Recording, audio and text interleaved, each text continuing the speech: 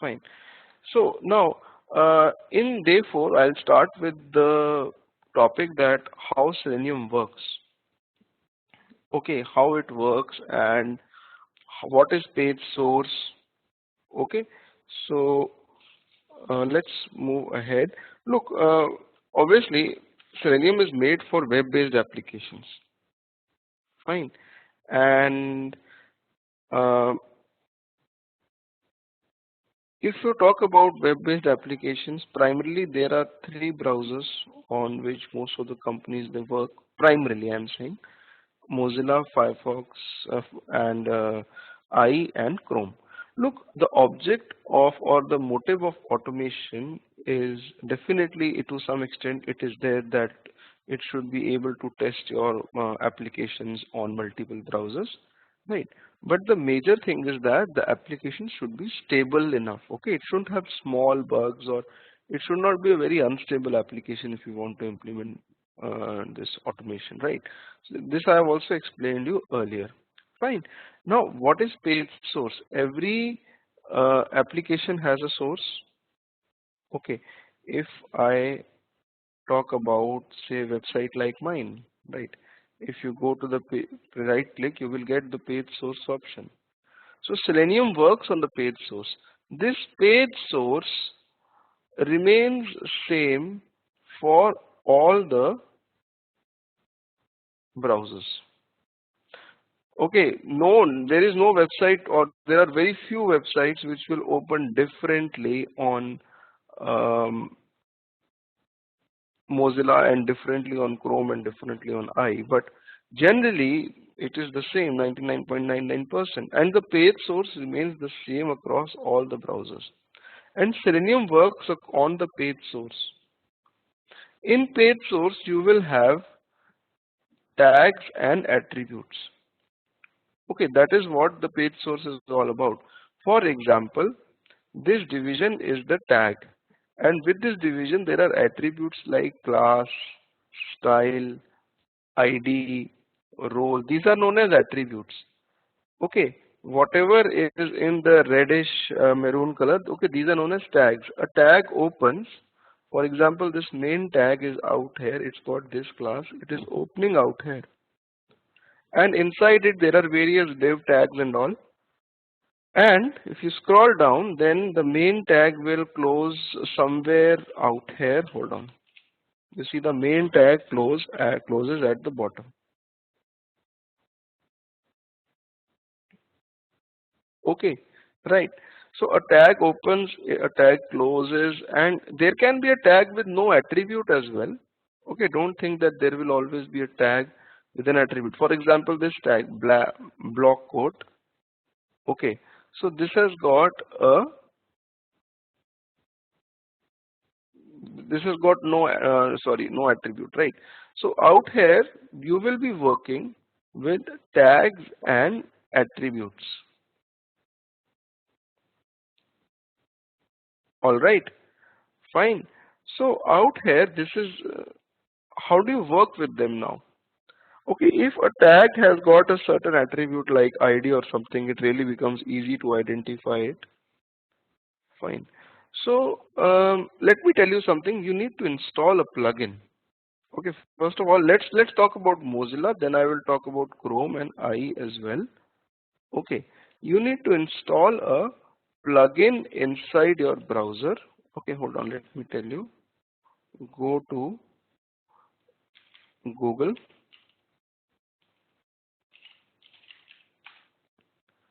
and in Google type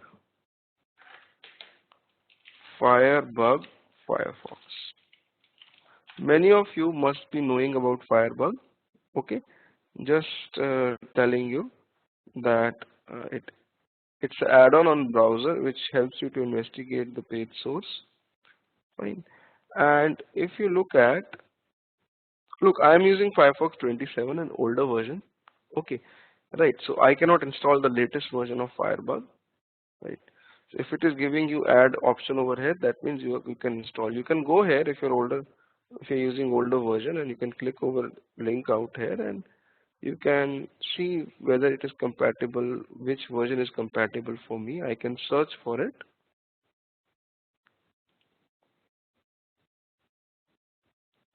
right? And hold on. Yeah, this one looks good. Okay, this one is coming up in green. So all these versions, they look like they will be compatible. Fine. So let me add it.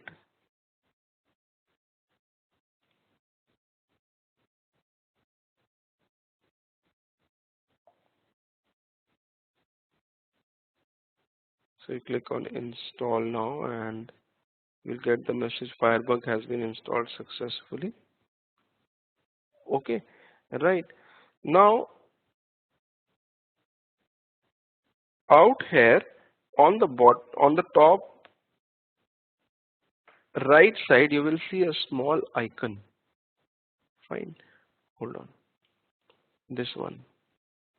This is the Firebug icon. If you open it, Firebug will open and you can hold on for the online training. I'll increase the text size. Look, Firebug helps you to investigate the web page. Okay, you can click on this arrow icon. This is the arrow icon over here. Okay, and move it anywhere on the page. It will give you the page source of that element. For example, I will move this to say Firebug version history, which is written on the top. Okay, so this is the page source. It's inside the h1 tag. Right, so this will help us in building the scripts and all. Okay, Firebug to for object identification. Now, what do you mean by an object? Okay, look, whenever you hear automation testers talking to each other, you will find them saying that object is not visible, object is not found. Look, everything in automation is an object. A button is an object, a link is an object, a text is an object, right? Everything is an object. Fine. And in Selenium, we call an object as web element as well. Okay, don't confuse it with web element of QTP. Okay, that is different. Fine. So web element or object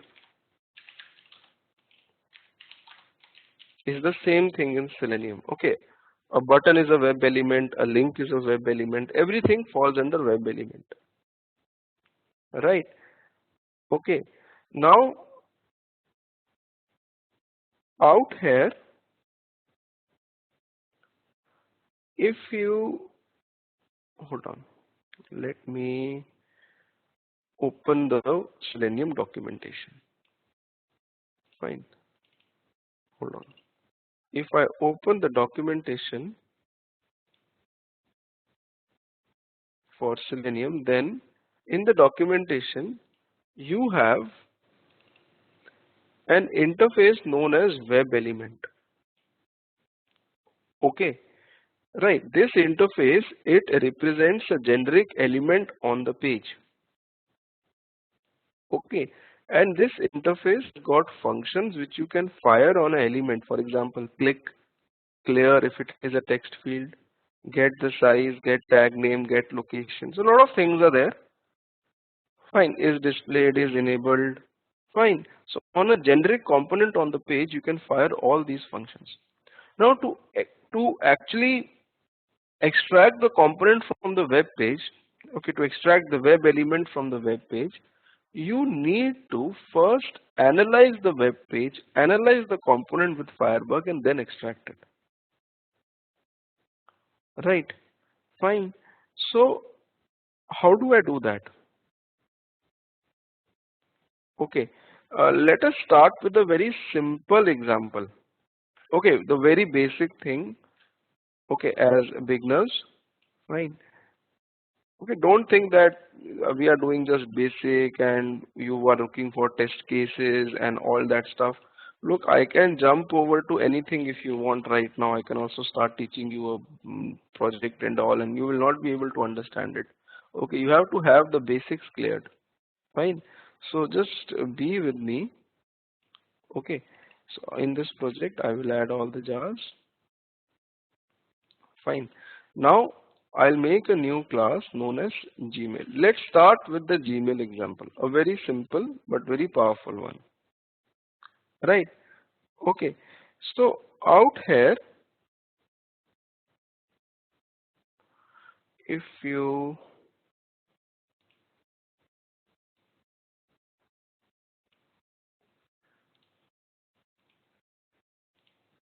fine, if you go to Gmail, hold on. Let me sign out of the current. Okay, fine. So this is the Gmail homepage. You suppose you have to write a script which has to go and type your name inside this text field. Okay, then obviously you will use Firebug. Fine. You will first try to identify what this text field is. This text field has the tag name input. Okay, rather all the text fields in all the web pages always they will have the tag name as input tag. Okay, ID of this text field is email, type is email, right? So you have the ID of the text field or you have the name of the text field. Okay, right.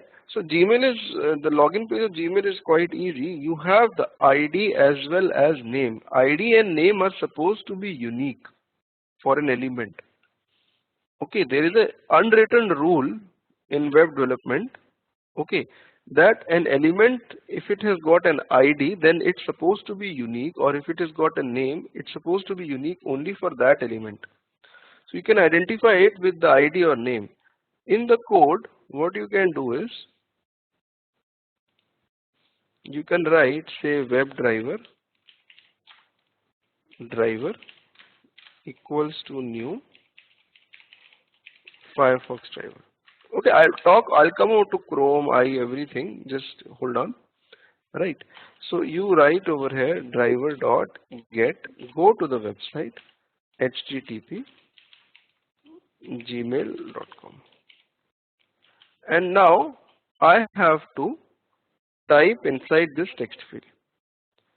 Okay. Now if I need to know about the locator strategies. Okay, what do you mean by locator? The mechanism to uh, identify, okay, the element on the web page. Okay, okay, that this is known as a locator strategy, right? There is a class in the documentation. You will find that there is a class known as by.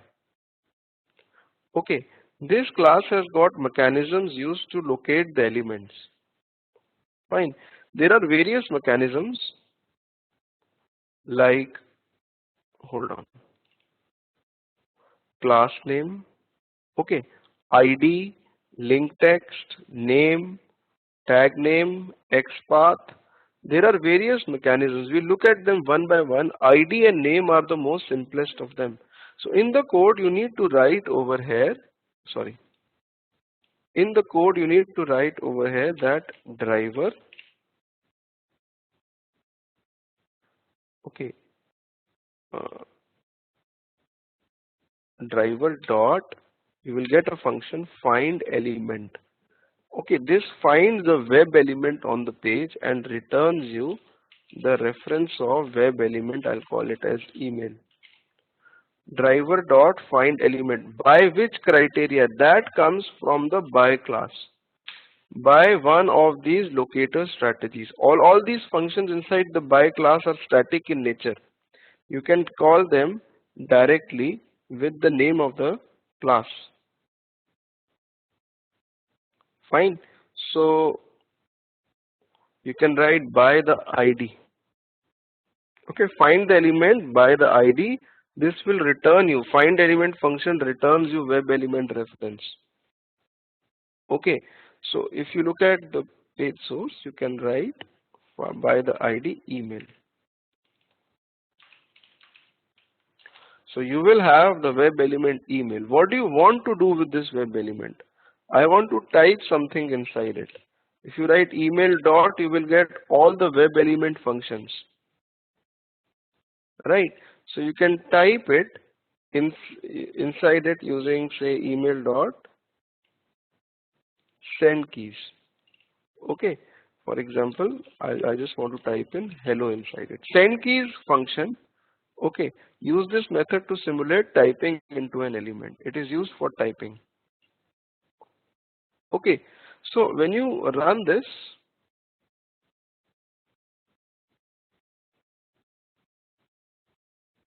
you will see that Gmail will open and it will go and type hello.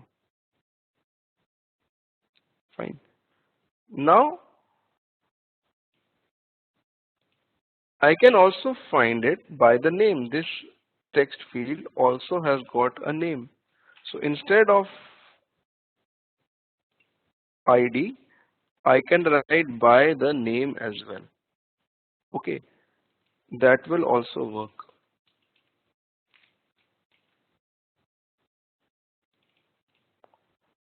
Fine. If I run this code,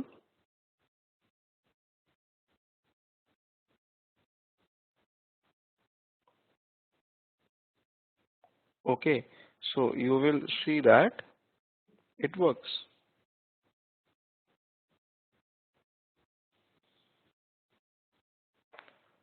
Fine. Okay. Now, pretty simple. Okay, pretty simple. Similarly, if you have to click on this button, fine, on the next button, fine. So ID of this button is next. Okay, so you can write over here web element button equals to driver dot find element by the ID of the button, which is next, fine, and button dot click. You want to click on the button, fine. So I'll just give an email ID like which is mine, and when you run this, you will find that it will go to this web page and okay, there is some error. Oh, sorry, sorry. It should have been over here. Look, if the element is not found, okay, it gives a no such element exception. I'll come out to it. Okay, just a minute. So when you run this, you will see that it will click on the button as well. Fine. Now there are various questions they arise, right? The questions which arise are that what if two elements, okay, two elements have same ID. Okay, what if element is not found on the web page? All right, fine. So there are, and what if there is no ID or name? What will you do in that case? Because you cannot expect every element to have an ID or name, right? Well, if two or more than two elements have the same ID, look, when Selenium scans the page, okay, it scans the page from the top left corner like this to the right. In fact, all the automation tools, even QTP, okay, from top left to bottom right it goes. Now, if there are two elements having the same ID, one is out here and one is out here, Selenium will use the first one. It will not use the second one. Okay. So whenever you write driver.find element, find element, look at the documentation. It says that find element finds the first web element using the given method. Okay. What if you want to use the second one or third one? We will talk about it. We'll talk about it later on. Fine. Okay. Now, what if element is not found? I give an ID which is not existing on the page. This ID is not existing. Right. If I run this code,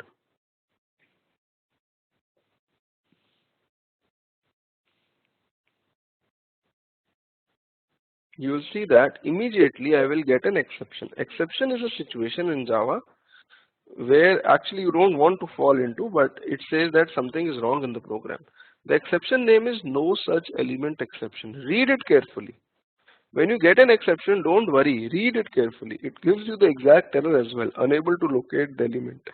And if you scroll down the trace, it will tell you the exact line number as well.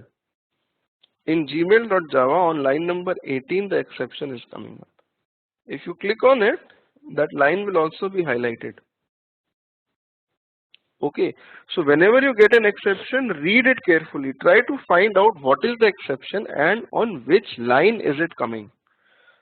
Okay, then only you will be able to debug or correct the problems correctly, right? And in a faster manner.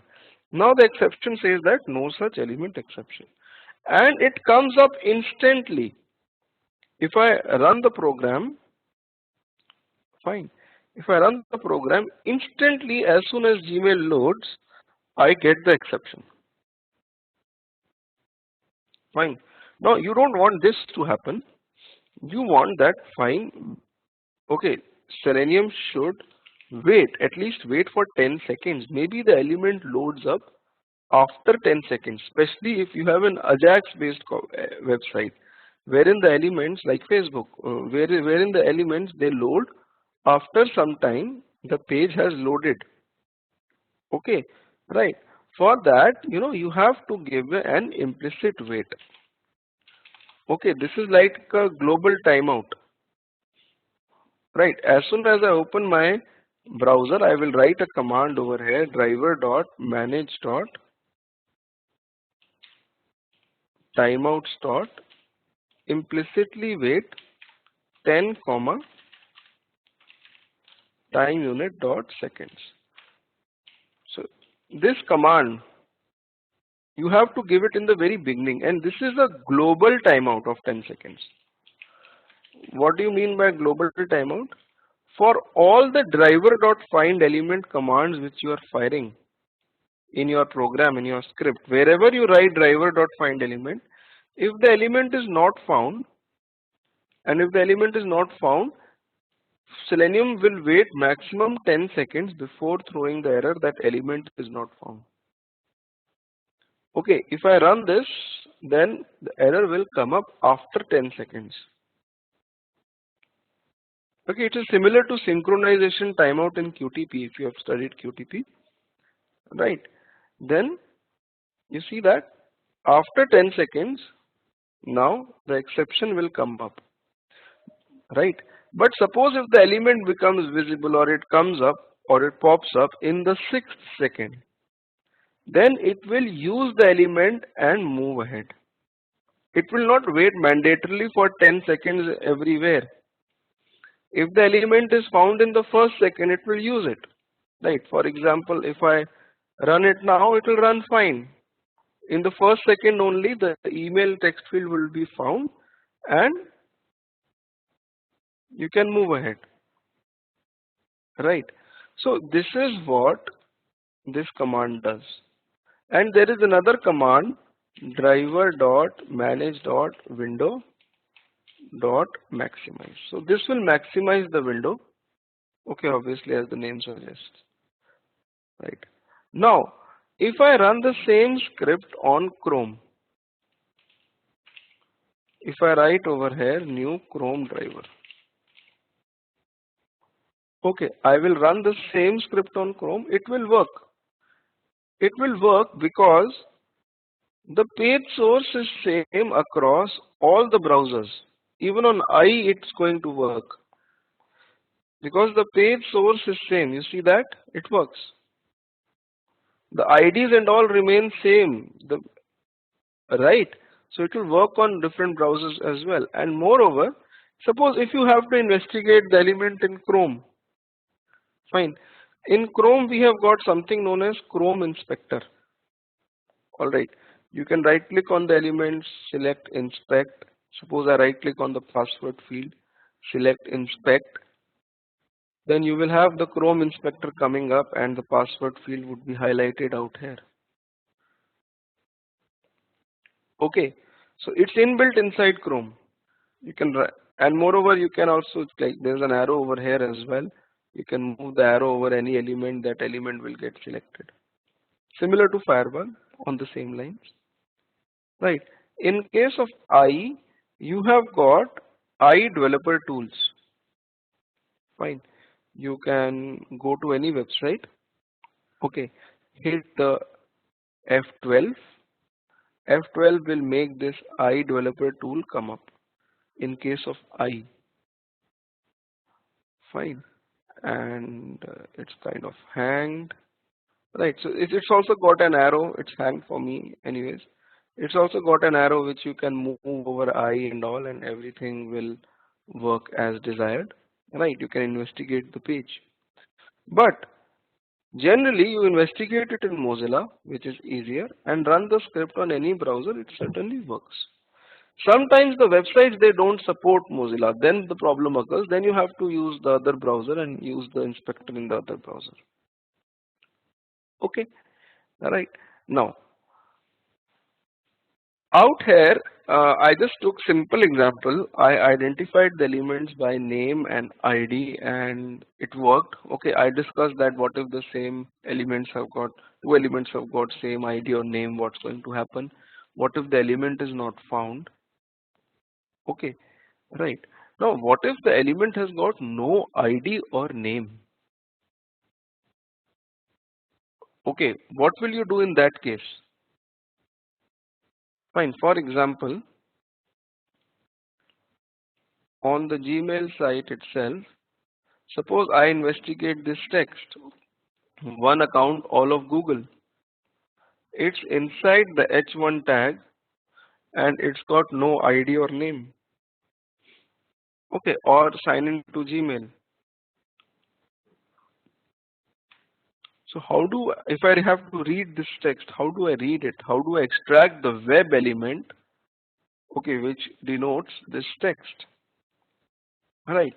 Well, in that case, we use something known as XPath. Okay, right. So we have to, we'll be talking about XPaths now, though I have told this in day 5, right? We can talk about it. If anybody has any questions, please let me know. Please let me know if so far so good, everything's fine, right? Okay, so now I will open a notepad and I'll explain you what XPath is. Okay, XPath is like the name. Okay, for example, two people or so, like everybody has a name, right? Okay, the name signifies you uniquely. Okay, the name represents you uniquely. You are identified by your name. Okay, similarly, okay, somebody is asking a question that can you explain once again for Chrome?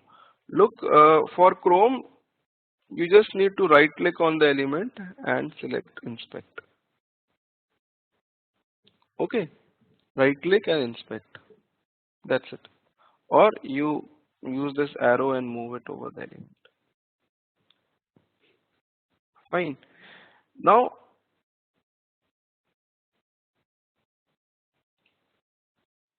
I was talking about XPaths. Okay, XPath is something which uniquely signifies an element on the page. Like as I told you, everybody has a name. So a name signifies you uniquely. Fine. Now similarly, XPath will signify an element uniquely on the web page. Okay. Now there are two types of XPaths: complete or absolute XPath, and other type of XPath is the partial XPath. Okay. Fine. Now, what do you mean by complete or absolute XPath? Okay, this XPath starts from the root of the document. Let me explain you this way. This is the Gmail page. Okay, we want the XPath for one account, all of Google element. Right. We will start with this HTML tag. Okay, we know that this is the HTML tag. Fine. Inside this HTML tag, we have the head tag. Inside the head tag, we have the body tag. Inside the body tag, we have the div tag. Then inside this div is this, and we can keep on traversing, and we can reach the HTML. We can reach the H1 tag holding one account, all of Google. Right. So I can make my XPath like this. That is, I'll write over here in the address bar. There is an HTML tag. Inside it, you have got two tags, head and body. I am interested in the body tag because eventually the H1 tag is inside the body tag. So you will go over here. You will type HTML/body. Inside the body tag, you have got various tags, and you want to go inside this division, the first division tag. Okay, so you have the first division tag out here. Okay, now inside this division tag, there are three parallel divisions. Okay, I want to go inside the second division tag. Alright, because the H1 element is inside the second division tag. So you will write over here div brackets 2. Okay, you'll have to put the bracket. Fine. And inside the second division tag, again there are two tags, and I want to go inside the first one because H1 is there inside the first one. So I can write over here div1. Actually div1 is not necessary. You can simply write div as well. It signifies the first division as well. If you don't give any number, that means it's the first one. Okay, or you can give the number as well if you want. And inside it there is the H1 tag.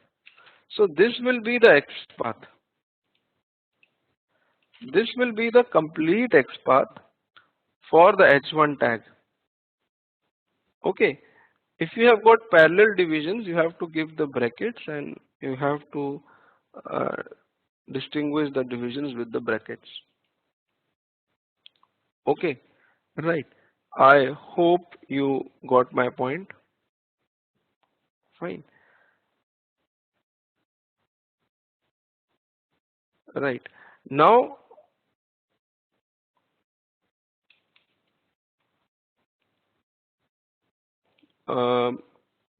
but how will you use this partial XPath, like sorry, complete XPath? Will you actually make it yourself all the time?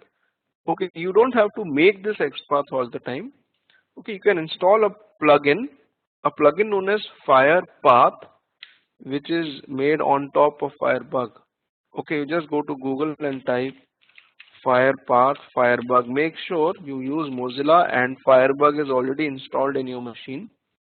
Okay, you go out here and you install this plugin known as FirePath. This plugin helps you to calculate the XPaths right very easily.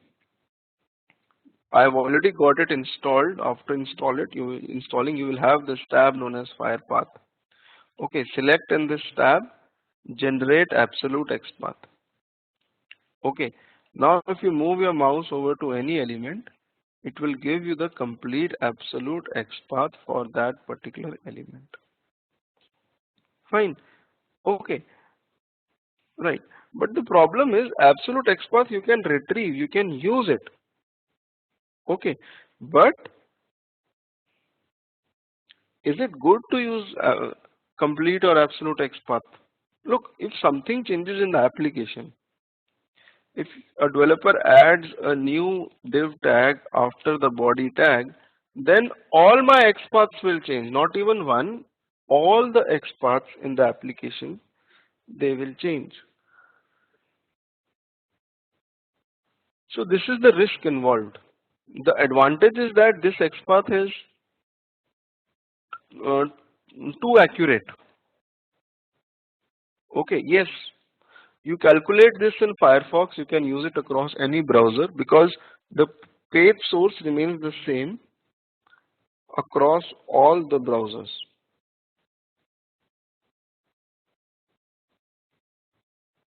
Okay, fine, right. Now, you cannot use this XPath practically. We don't use it. We only use it in the circumstances where we have no other choice left, where we are not having any other option. The element is not getting detected and all anything, right?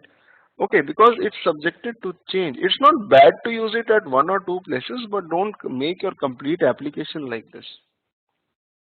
Okay, what we do is that we use partial XPath. Okay, partial XPath always starts with double slash, always, right? In the Firebug, right? Suppose if I go to Gmail page, right? If I investigate the email field, right?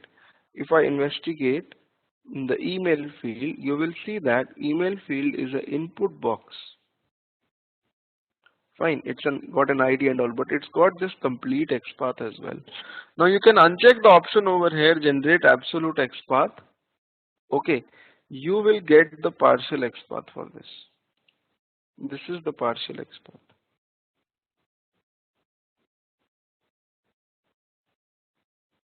Okay, right. Now what does this mean? Double slash star. That means double slash star means any element on the page. Okay, right. If I copy this and if I use it over here, double slash star, this means out of all the elements in the page, get an element whose ID is email, right? Okay, it's a very simple kind of an XPath. Fine, if I talk about an XPath for this, suppose add to Firefox button, right? It's coming up like this. What does Firebug do? It does is that this is a link.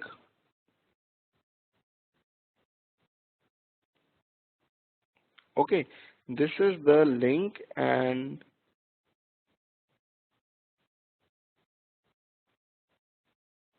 hold on. Yeah, my PC was kind of hang. Sorry. This is the link, and inside this link, if you look at it carefully, this is the anchor tag A. It's got no ID, so it is mapped over here in the XPath.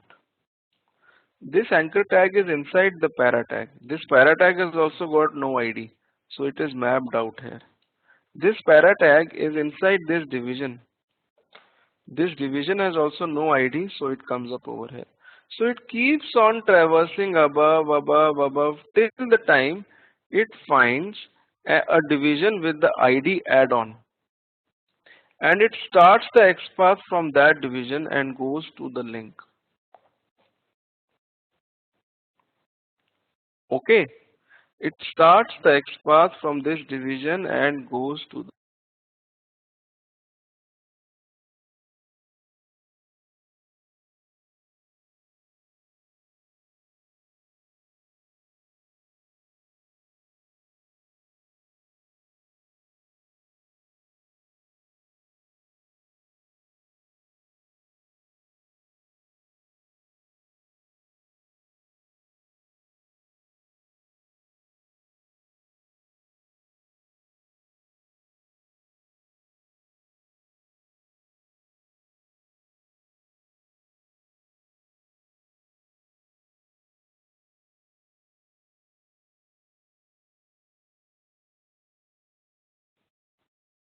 Okay, so like out here we will be seeing variable XPaths, making your own customized XPaths.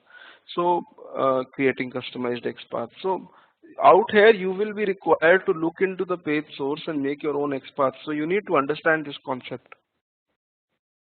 Okay, fine. So you have got complete XPaths and partial XPaths. Partial XPaths, they start with a double slash. Okay, in your code now, suppose if I use this in the gmail.java, it will also work, right? For example, email field, driver.find email by the XPath, you can give the XPath over here. Okay, and if you run it, it will work perfectly fine.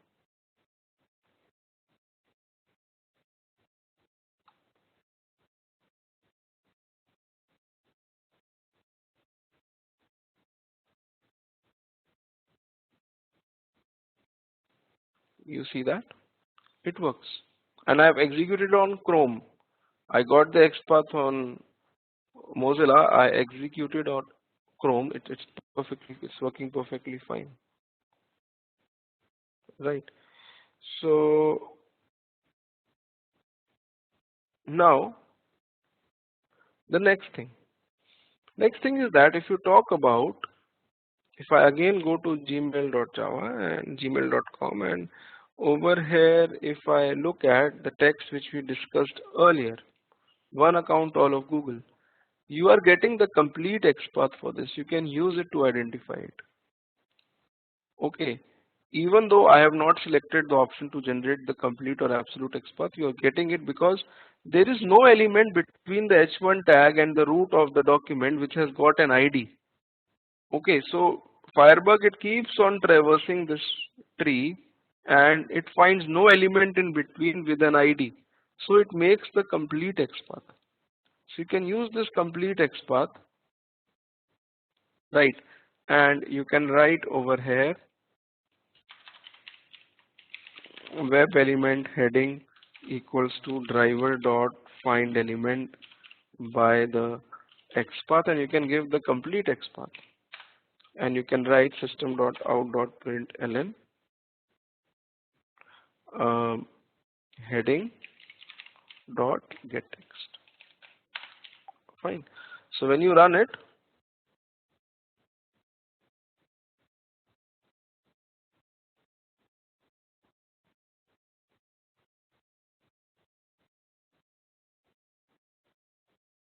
hold on, you see that it works, and the output, it prints the heading, right? Fine. So this is how it works. Okay. Now the next thing, right? The next thing is that we will be talking about Firefox profiling and all that stuff. Okay, and uh, calculating the XPath, customized XPath. So it will be mixture of some topics, but this is what I wanted to tell you today, right?